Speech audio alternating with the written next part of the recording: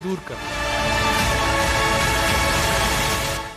तोशाखाना के supreme court ने हुकूमत को अटक जेल की सूरत हाल पर 28 अगस्त को रिपोर्ट जमा कराने का हुक्म दे दिया।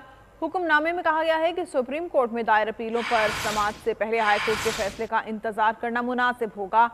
सुप्रीम कोर्ट में आइंदा हफ्ते तक समाअत मुलतवी हो गई। इस्लामाबाद हाईकोर्ट में सजा मौतनी की दरख्वास्त कल तक मुलतवी होगी।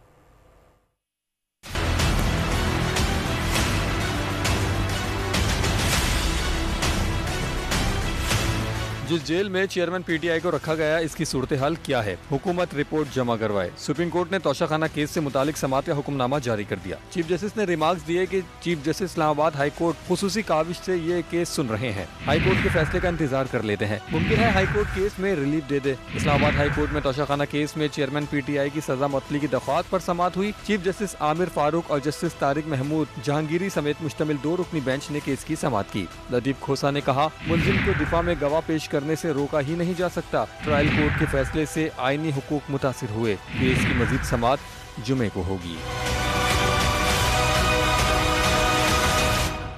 नवाज शरीफ को झूठे मुकदमे में बगैर किसी कसूर के इतनी सख्त सजाएं